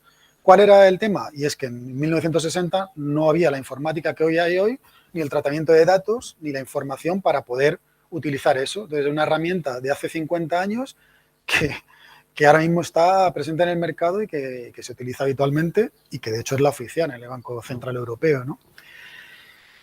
Y nada más, contaros esto un poco así, los proyectos en los que estoy involucrado ahora. Una cosa que sí quería comentaros es, si no lo conocéis, Atlas 360, que es una empresa que está aquí en Granada, ¿vale? Nosotros, Munich Re, somos socios de ellos, son un proyecto en concreto aquí en España. Dentro de 6 meses, además, tendré que venir aquí a sus oficinas del Fórum porque tenemos una reunión cada 6 meses, etcétera. Es una de las suertes que tenéis, es decir, no tenéis que aplicar a Munich Re. Si os metéis, vais a encontrar ofertas de empleo de Atlas 360, que tiene como 150 empleados y está implantada en Latinoamérica y en Europa, en Portugal, en Irlanda, en Alemania, aquí, y las oficinas centrales están aquí. Es decir, la concentración de los científicos de datos y los ingenieros de datos está aquí en Granada, en el Fórum, al lado del Museo. El antiguo asesor, de hecho, su plantilla es básicamente... Sí, lo que pasa es que esa parte... Sí. Lo que pasa es que esa parte de asesor, lo que han vendido a Experian es la parte de lo que es la información, que en realidad no es la analítica. Es la fuente de información que tenían, las juntaban y tenían esos datos. Atlas 360 lo que se dedica ahora fundamentalmente es a generar esos modelos de riesgo de crédito. Nosotros lo que trabajamos con ellos es a generar estas predicciones de impagos y de insolvencias de empresas. Y bueno, se dedican a varios sectores, pero de hecho, lo que han fundado es una fintech al final. Son fondos, no es un banco, funciona como un banco, pero son con fondos privados. Hay fondos de inversión y gente detrás que invierte dinero. Ese dinero luego se invierte en dar crédito a través de ellos a pequeña y mediana empresa en toda España, pero bueno, se comenzó aquí en Granada. Entonces, un sector que está desatendido por los bancos actualmente, porque se les niega mucho, dependiendo del ciclo económico, se les niega mucho el crédito. Y esta gente, pues está, gracias al conocimiento que tienen de los modelos de riesgos, pueden arriesgarse a dar créditos a empresas en las que los bancos no quieren darles crédito. Y bueno, básicamente es eso, y en los que estéis interesados, pues nada, si aplicáis alguna posición de Munich Re, ya sea en Alemania o en cualquier otro país, está centralizado en Múnich. Si queréis contactarme por LinkedIn, buscáis por mi nombre, ponéis Munich Re y os aparezco, me contactáis, me tenéis ahí dentro de las personas vinculadas, y si un día, no ahora o más adelante, contactáis con ellos y necesitáis que, pues si aplicáis algún empleo, pues es muy probable que haya tropecientos mil y a lo mejor no llegan ni a mirar vuestro currículum. Pues aplicáis, pues me lo decís, si puedo hablar con alguien o mandar vuestro currículum por otro lado, pues lo mando y le digo, mira, esta persona que es de la Universidad de Granada, que es súper prestigiosa, quiere venirse a Alemania. Además, otra cosa interesante es el alemán, que llevo 7 meses. Yo hablo 4 idiomas, pero el alemán no lo conocía. Y ahora tengo un alemán de supermercado después de 7 meses porque me está resultando bastante complicado, es muy diferente a otros idiomas, pero es otro de los alicientes que tiene, que siempre estás aprendiendo cosas. Entonces, aprender alemán es otra de las cosas que me está, sobre todo, leer papers de artículos en alemán tiene lo suyo también.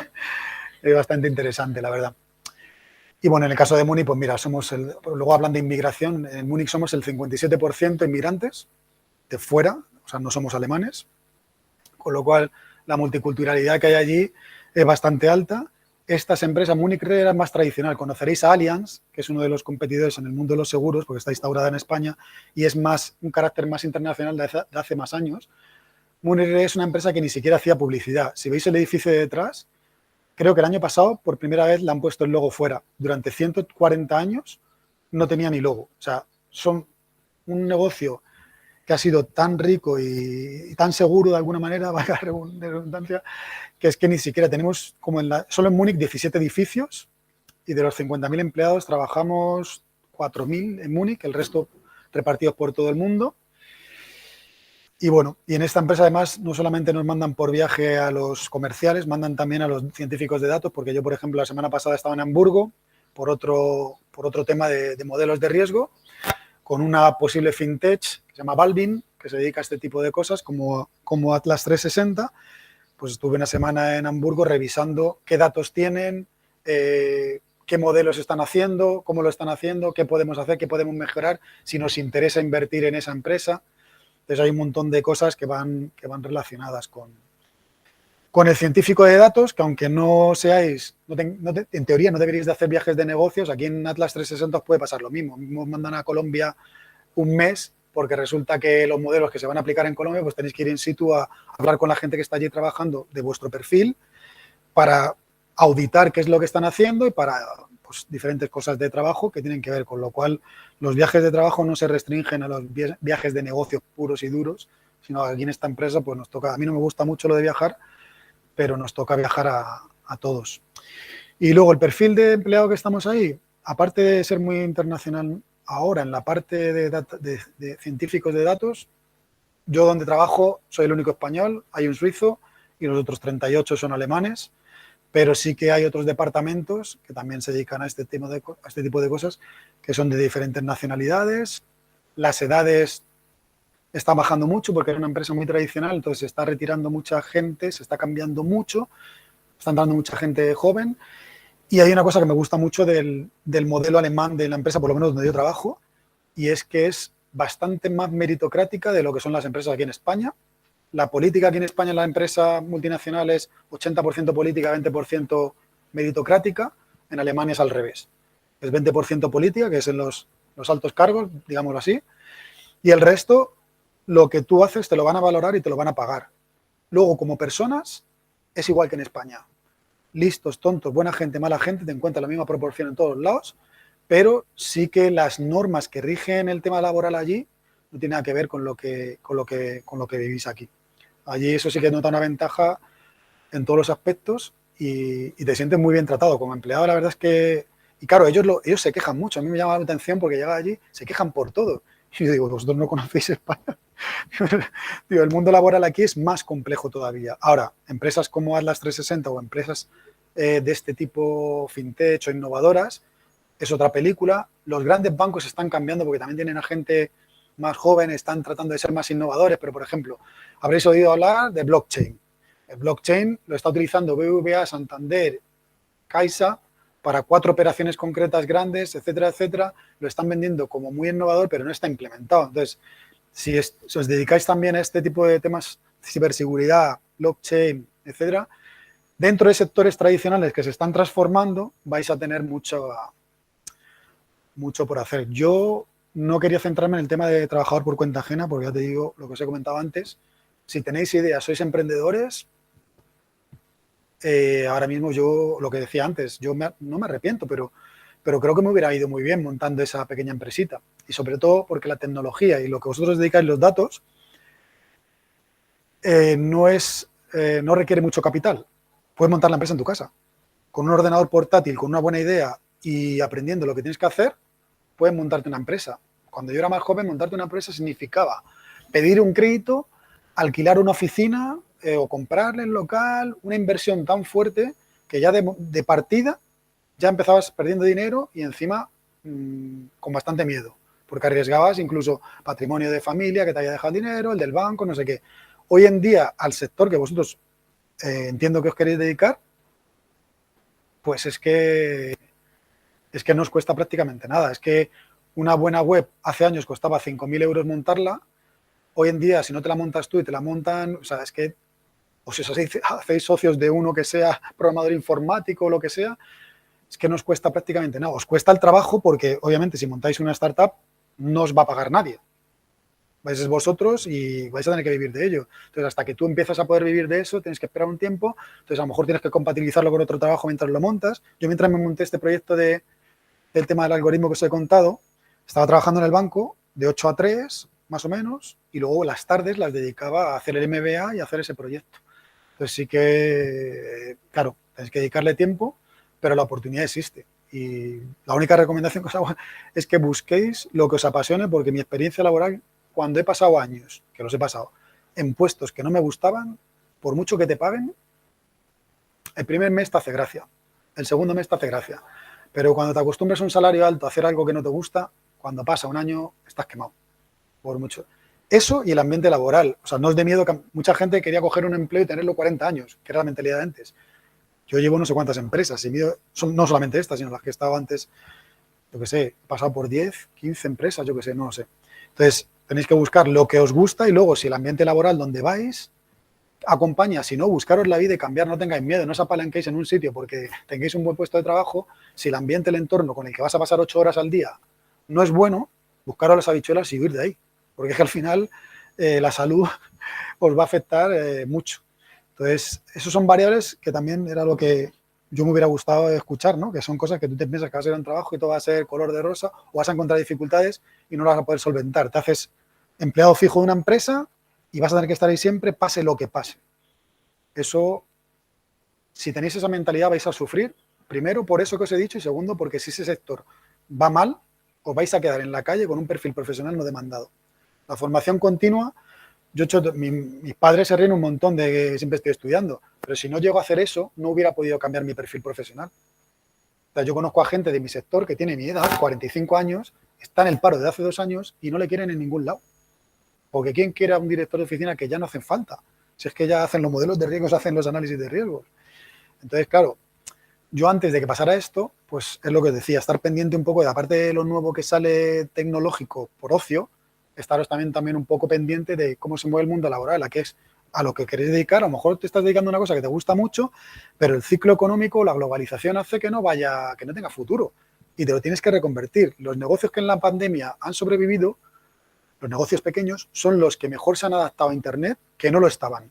Negocios, comercios de barrio que antes solamente vendían en su barrio y que no han querido cambiar, durante la pandemia muchos de ellos han cerrado.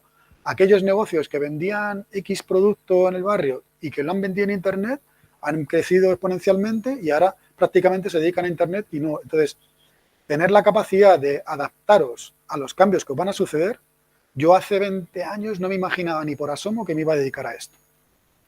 El año pasado, en estas fechas, no hubiera pensado nunca que estaría hoy en Alemania trabajando. Entonces, es una cosa que tiene que ver con la estadística y la matemática, que es la incertidumbre, la gestión de la incertidumbre. La gestión de la incertidumbre yo creo que es un tema que tenéis que tener muy claro de que lo que pensáis hacer dentro de 3 o 4 o 5 años seguramente suceda si os lo proponéis y perseveráis. Lo que creáis que dentro de 20 años vais a estar haciendo seguramente no va a pasar. Cualquier cosa que penséis, salvo que quieras ser X trabajo que va a ser siempre y vayas a estar ahí 40 años haciendo un trabajo que es necesario y, o sea, los albañiles siempre van a existir. Si quieres ser albañil vas a poder estar 40 y 50 años porque vas a poder estar ahí. Pero si esa profesión es la que quieres hacer y eso es perfecto. Pero para este tipo de profesiones que la tecnología y los tiempos van cambiando, olvidaros porque lo que hagáis de aquí a 5 años no va a tener nada que ver con dentro de 20 años, ¿no? Pues, no sé, eso es un poco el resumen y nada, yo... ¿Algo? Venga, por ahí nos vamos a ¿Utilizas más Python o R? ¿Dime? ¿Utilizas más Python o R? A mí me gustaba más R por el mundo académico, porque se construyen en código abierto hay muchos más trabajos, pero Python es el más comercial.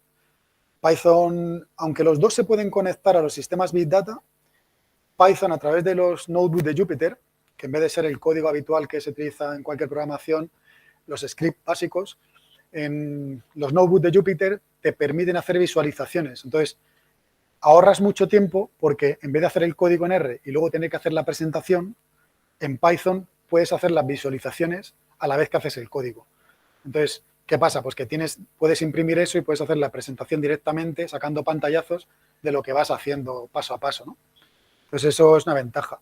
Python ha evolucionado mucho, pero R sigue estando por delante porque el mundo académico sí que investiga cosas teóricas y son los pasos que da adelante que Python, pues poco a poco irá. Lo que pasa que ahora hay otro paso más y es que sale PySpark. Spark es una herramienta que es un data manager, no sé cómo se dice en español, perdonad ya los anglicismos. Mira que cuando era más joven odiaba los anglicismos, ahora ya me toca. Entonces, lo que hace es aplicar Python o R en un mundo de información distribuida. Y PySpark sí que tiene limitaciones, es que no está todo Python. Está el MLib, me parece, que tiene X modelos, Random Forest y unos cuantos más, pero faltan un montón de cosas que en Python, y por supuesto que en R, que no tienes ahí. Y tiene una dificultad añadida, y es que no es lo mismo en local en tu ordenador utilizar Python que utilizar PySpark, que es el lenguaje Python dentro de una información distribuida en un entorno que no es tu ordenador local. Hay una diferencia muy grande. Tiene unas ventajas en la escalabilidad. Y es que puedes hacer modelos. El otro día descargué, monté una tabla que tenía 500 millones de registros. Eso en local, en Python, es inmanejable. El ordenador te peta, aunque tengas un ordenador bueno. Sin embargo, en los kernel o en los clústeres que la empresa te va a ofrecer, tienes a lo mejor 70 ordenadores trabajando para ti y tú estás trabajando en una web, no en tu ordenador. Entonces, yo esta tarde que tengo que trabajar, por cierto, pues cuando haga este tipo de cosas, el servidor está en Alemania, todo lo que haga está distribuido a nivel mundial en los diferentes servidores que hay y yo estoy aquí. Si el móvil tuviese esos programas, podría hacerlo desde aquí, porque al final es un acceso web. Respecto de... Es que me he acordado ahora que no os había contado. La investigación que estoy haciendo con la Universidad Politécnica de Múnich, con este chico que está haciendo el doctorado, el primer artículo que vamos a publicar en unos meses es referente al tratamiento de las variables categóricas. Si, hablando de R y de Python, vosotros las variables categóricas, si os suena, si no os suena, me decís, me preguntáis, las tenéis que codificar. Aquí se llaman variables dummy, pero al final es transformar las variables categóricas en números.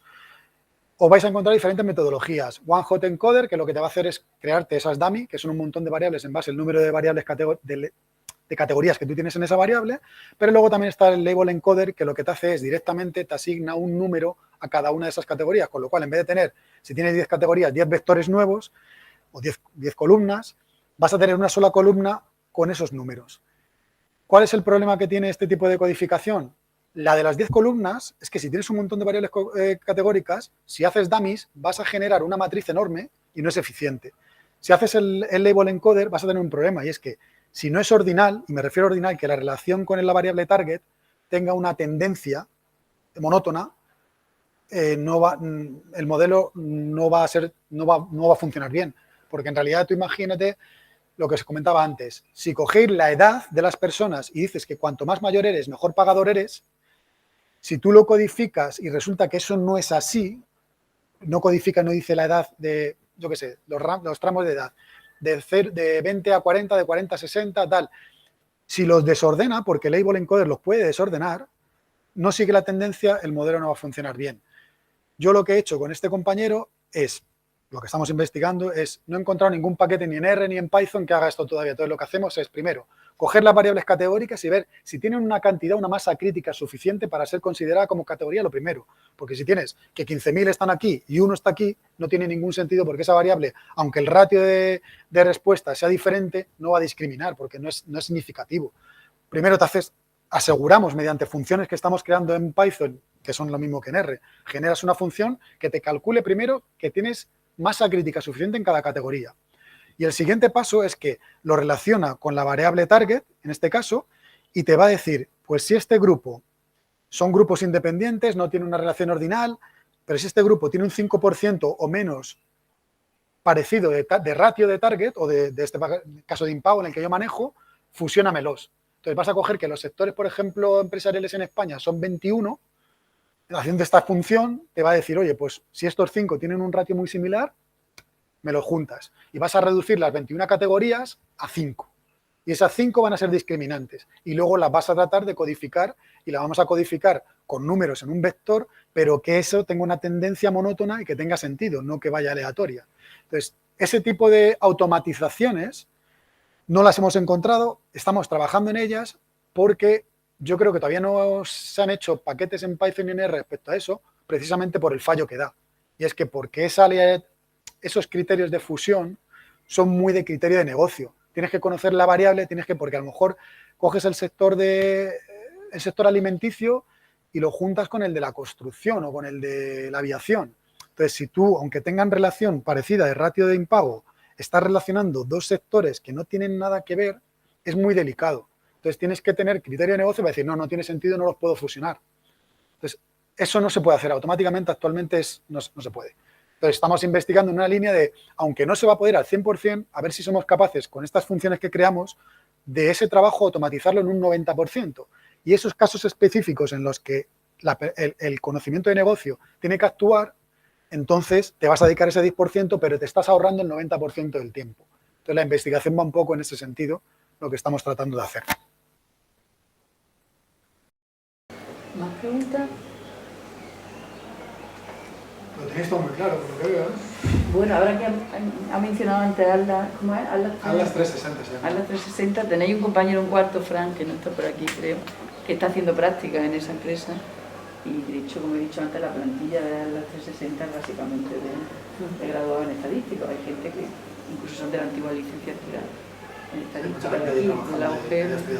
Quiero decir que ahí, si estáis interesados en hacer prácticas o tal, ahora mientras hagáis el máster que elijáis y cosas de ese tipo, que ellos siempre están abiertos a esa posibilidad. Sí, sobre todo porque están creciendo además, o sea, se están expandiendo en este momento, es decir, a vosotros os pilla, no sé en qué curso estáis, si estáis en el último curso o a falta de poco de terminar, pero si estáis en el grado, termináis el grado y podéis entrar, podéis hacer el máster a la vez que hacéis a la vez que estáis trabajando, con lo cual os va, además esa combinación es un poco sacrificada porque tienes que trabajar y estudiar a la vez y es jodido. Pero os viene muy bien porque mientras estáis cogiendo experiencia de negocio en la empresa, estáis haciendo el máster, con lo cual el TFM, por ejemplo, va a estar muy orientado a dar una solución, por ejemplo, en la empresa en la que estéis. Eso es súper útil. Sin embargo, si estás solamente estudiando, estás haciendo el TFM, salvo que tú lo investigues, vas a tender a coger en Internet unos datos públicos y hacer el típico trabajo fin de grado o fin de máster, perdona, que está orientado a la información que has podido acceder o a lo que hayas podido tener. Mientras que si estás trabajando, aunque sean prácticas, por lo menos estás teniendo un feeling de lo que es el negocio y estás viendo problemas que no están resueltos, que con tu conocimiento estadístico matemático vas a poder intentar investigar para dar una solución, ¿no? Entonces eso yo creo que yo es lo que haría, pero cada uno es muy libre de hacer lo que quiera. Y bueno, no sé, yo alucino, si tenéis todo muy claro, estoy súper contento. Pero yo tendría bastantes preguntas a vuestra edad, por eso hice este... La verdad que sí, que está dispuesto a que sigáis con él preguntándole lo que os interese. No sé si me pasa de tiempo. No, vamos, Yo como que han venido hasta a las 3 tengo la comida con los compañeros de aquí de Granada. Que alguna pregunta más o tal. Me parece muy interesante todo lo que os ha contado, ¿no? Yo a mi alumno le insisto todo eso último que has contado y tal, de que, ¿no? Porque muchos me preguntáis en clase, mi asignatura es muy aplicada y tal. Sí. Teórica y me preguntan cuántas variables hay que coger, pero ¿qué hago con las variables categóricas y tal? Y siempre os digo que la estadística es una herramienta, la estadística tiene que estar en contacto con el mundo del negocio o con el área en el que estás trabajando y ese área es quien te va a hacer...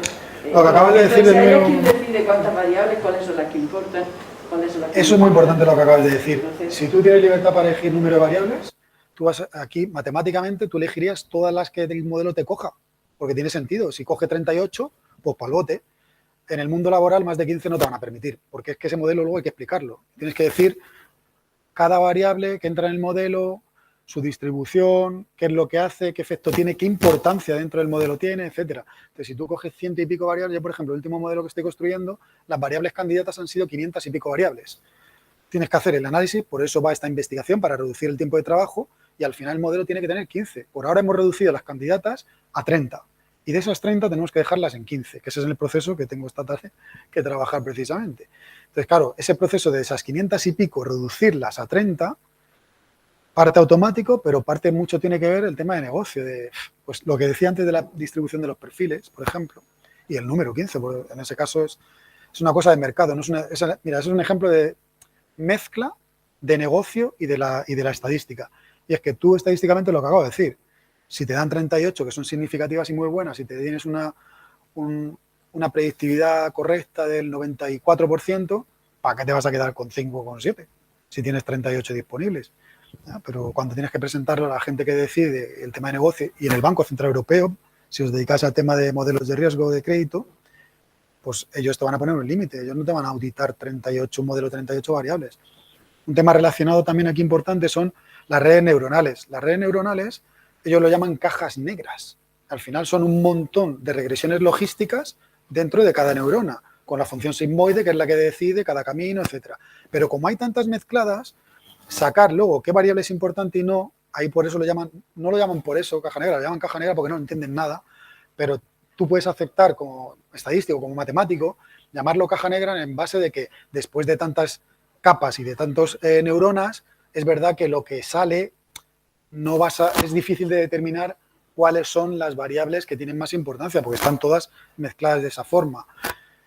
Pero eso, por ejemplo, no está aceptado en el Banco Central Europeo, entonces tienes que trabajar con la regresión logística clásica en la que sí que está la función, ves los coeficientes, interpretas las ventajas y cada una de las variables, el impacto que tiene, y ahí entonces, pues bueno, eso es lo que os digo, que son las limitaciones que tiene. No puedes coger 40 variables y no puedes hacer una regresión logística para este tipo de modelos regulados.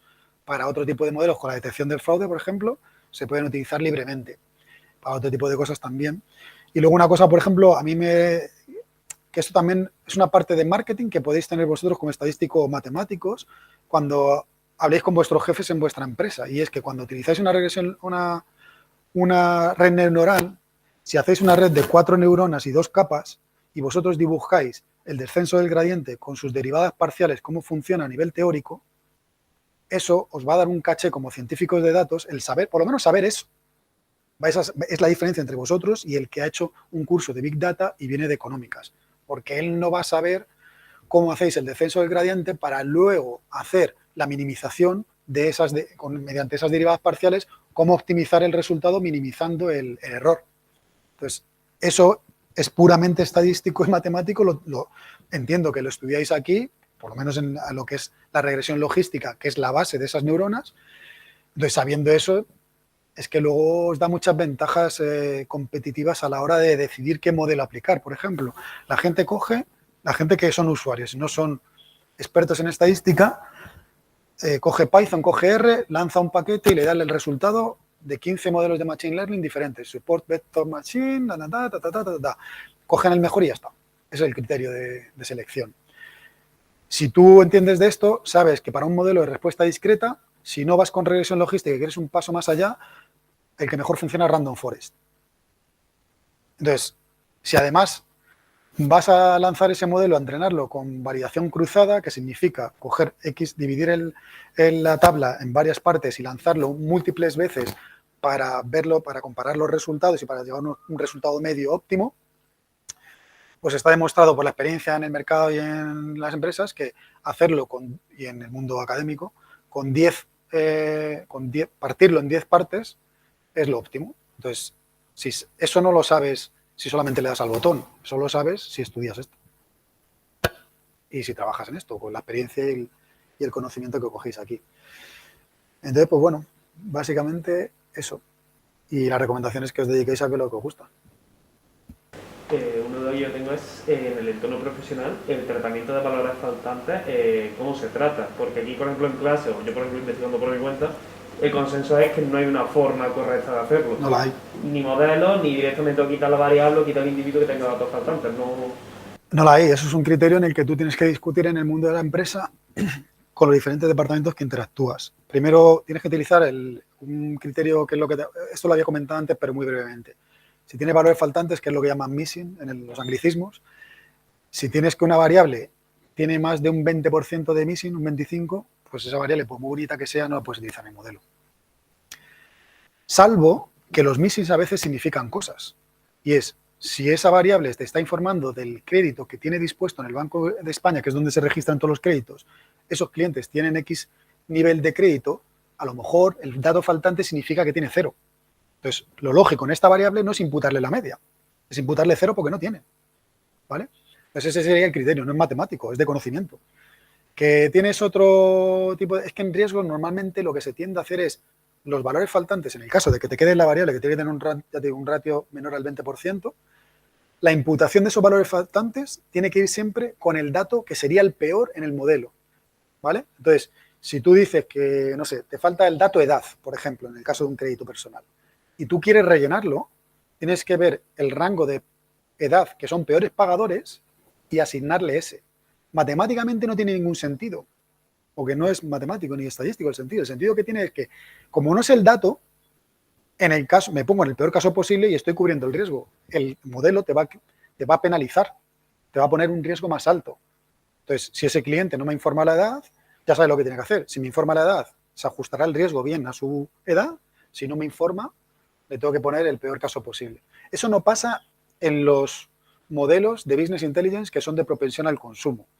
Por ejemplo, yo hice un modelo aquí en lo que era Caja Granada, que luego fue BMN, hice un modelo para propensión al consumo en las oficinas bancarias de comercializar seguros de vida, por ejemplo.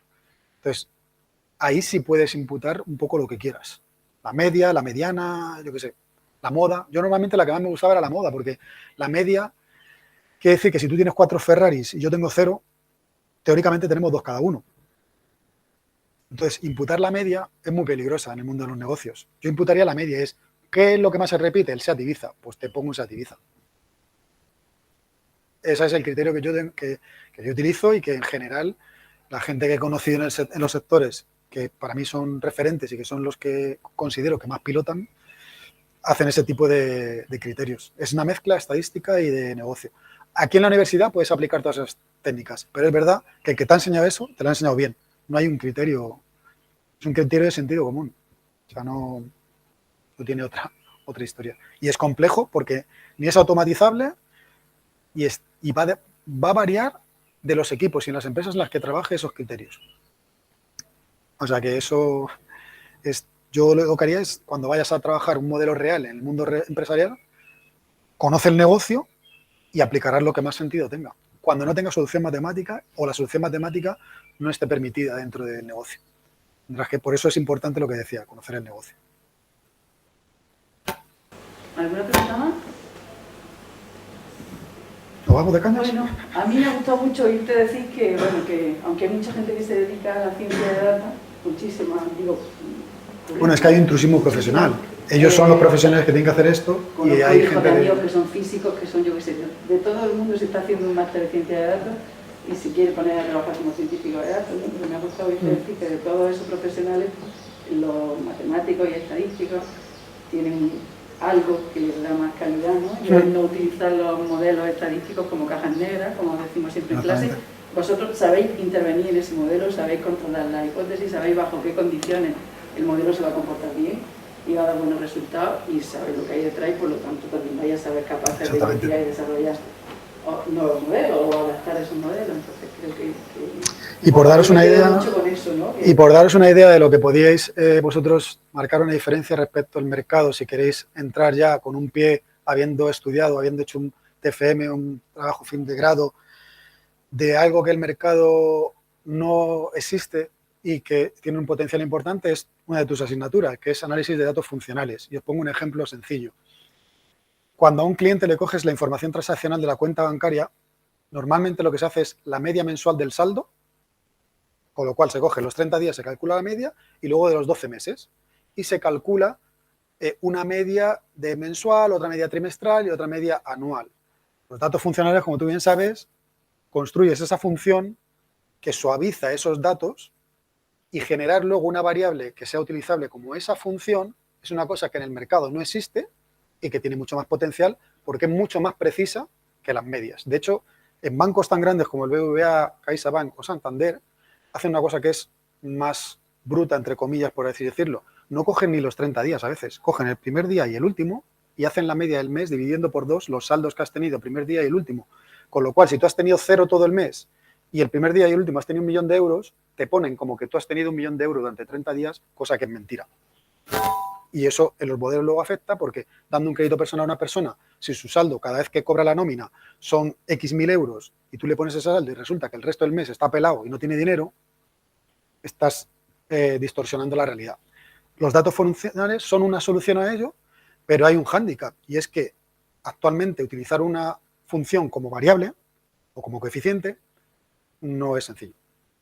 Porque no es voy a hacer datos funcionales de un valor de una cotización en bolsa como algún paper que he visto vuestro, sino que aquí lo que se trata es de coger 10 variables, generar el análisis de los datos funcionales y luego crear un modelo de respuesta discreta en base a los datos funcionales. Y es un reto que os puedo decir que en el sector no está. No se utiliza, nosotros la investigación que hemos hecho ya hay... No se utiliza y... Yo digo a mis compañeros que va a haber que escribir un libro porque yo creo que la petaría igual que la peta, por hablar en un lenguaje igual que la regresión logística, así, sí. Para los datos continuos, desde luego que es un La avance. multiplicación que hacemos si lo reducimos a un número finito muy pequeño de coeficientes o de variables, el dato funcional completo. Pero Además bueno, tengo la... no dejan de ser artículos ahora mismo que todavía no se usan a ese nivel, ¿no? Tengo todavía por ahí el link vuestro de la web donde se hacían, podías subir tablas y hacer los cálculos con B-splines y todo esto. Sí, tenemos una... Esa está web súper interesante. que se puede utilizar. Esa web la he enseñado yo alguna vez en algún trabajo y les ha gustado mucho. Pues ya está, que muchas gracias. Nada, Pues, a vosotros. Gracias.